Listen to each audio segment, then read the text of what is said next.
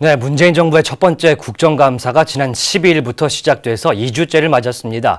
최순실 국정농단 사건 이후에 정치권의 수많은 반성이 나오면서 이 국민들의 기대감도 컸었는데요. 이번에는 지난주부터 이어져온 국감 내용 정리해 보겠습니다. 법률 전문 로이슈의 이슬기 기자 나와 있습니다. 네, 안녕하십니까? 안녕하십니까? 일단 사법개혁 논란 어제 나온 내용인데 이것부터 짚어보겠습니다. 국회 법제사법위 국감에서 이 고위공직자 범죄수사처 그러니까 공수처 얘기가 무한 반복됐었는데 이른바 앞서서 이 정부가 내놨던 슈퍼 공수처를 절반 가까이 줄이는 내용을 법무부가 내놨습니다. 이거에 대한 내용이 나왔죠. 네, 최근 법무검찰개혁위원회가 제시한 권고안에 따르면요. 검사 규모가 30에서 50명으로 최대 120명에 달해 이른바 슈퍼공수처라는 별칭이 붙었었습니다. 그런데 법무부가 발표한 안에 따르면 검사 수가 25명 이내로 줄었는데요. 검사의 최대 규모가 절반으로 줄어든 것이고요. 수사 대상 역시 대통령을 포함한 현직과 퇴직 후 2년 이내의 고위공직자로 축소됐습니다. 또 고위공무원 전체가 수사 대상이었던 권고안과 달리 정무직으로만 한정됐고요. 금융감독원과 현직 군장성도 제외됐습니다. 공수처의 핵심 권한으로 꼽혔던 수사 우선권도 사실상 무력화됐는데요. 다른 사법기관이 고위공직자 수사를 개시할 경우 공수처에 의무적으로 통보해야 한다는 규정이 삭제된 겁니다.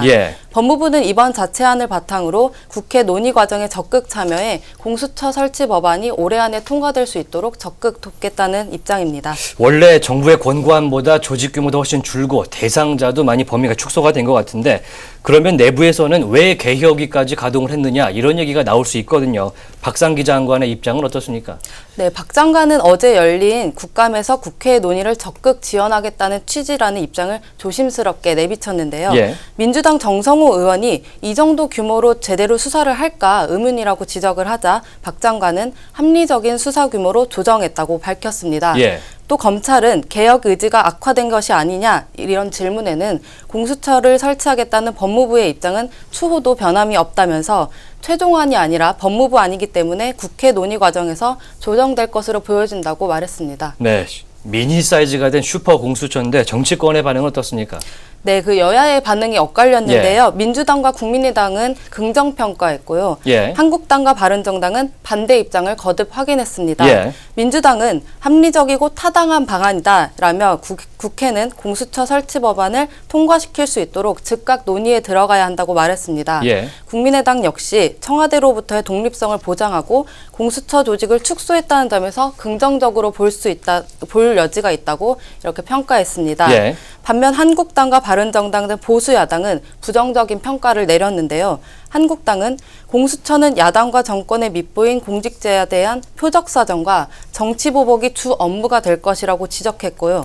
바른정당 역시 공수처의 정치적 독립성과 중립성이 확보되지 않았다며 근본적인 문제점이 해소되지 않았다고 말했습니다. 축소를 했긴 했는데 여전히 야당은 좀 반대라는 입장이군요. 그런가 하면 어제 정모위에서 국정감사 했는데 인터넷 전문은행 1호죠. K뱅크 예비인가 과정에서 뭔가 불법이 있었다 이런 추궁이 나왔다고요? 네, 그렇습니다. 이번 금융 분야 국감에서 K뱅크가 최대 쟁점으로 떠올랐는데요. 최종국 금융위원장은 국정감사에서 K뱅크 인가 절차에 미흡한 점이 있었다면서 그 여러 의원들이 지적한 점들을 다시 살펴보겠다고 밝혔습니다. 다만 인허가 과정 위법 여부에 대해서는 위법인지 판단하기 어렵다고 선을 그었습니다. 그간 정치권에서는 K뱅크 대주주인 우리은행이 대주주가 지켜야 할 재무 건전성 요건을 충족하지 못했다는 지적이 이어졌습니다.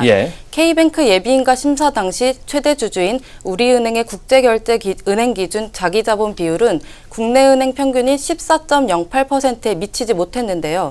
이 과정에서 금융위가 적용한 유권 해석에 문제점이 있었다는 그런 지적을 시인한 셈입니다.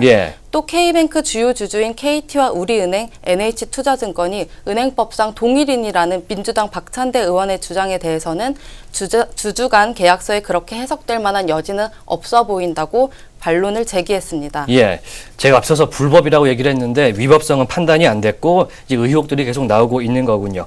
한편으로 기재위 감사에서는 면세점 부당 선정 문제도 또 계속 논란이 되고 있죠. 네, 그렇습니다. 예. 박근혜 정부 시절 이뤄진 면세점 부당 선정 문제가 집중적으로 거론됐는데요. 예. 특히 감사원이 면세 사업자 선정 비리와 관련해 징계를 요청한 관세청 직원들이 전원 재심의를 요청해 감사 결과에 대한 조직적 반발이 도마에 올랐습니다. 예.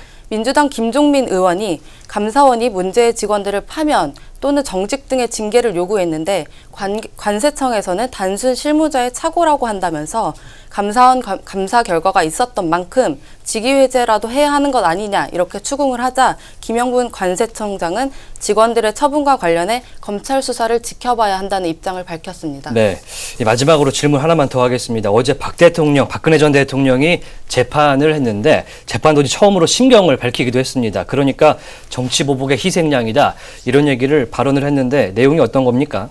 네, 어제 박 전 대통령이 재판 도중 직접 발언한 것은 어제가 처음인데요. 예. 박 전 대통령은 법치의 이름을 빌린 정치보복은 제게서 마침표가 찍어졌으면 한다.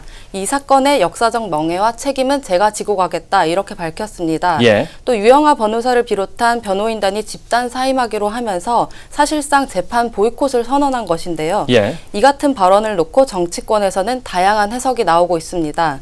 우선 여권에서는 정치보복 프레임을 부각시켜서 정치적인 희생양을 강조하고 또 향후 재판을 유리하게 끌고 가려는 의도가 있다고 보고 있습니다. 예. 또 한국당이 이번 주 내로 결론을 낼 예정인 자진 탈당 권고 여부와 관련해 친정인 한국당마저 박 전 대통령을 출당 조치하려는 데 대한 동정 여론을 형성하는 거 아니냐 그런 의도가 있는 것이 아니냐는 의견도 나오고 있습니다. 네, 알겠습니다. 아이러니하게도 이 구속연장이 세월호 사고가 벌어졌던 4월 16일까지거든요.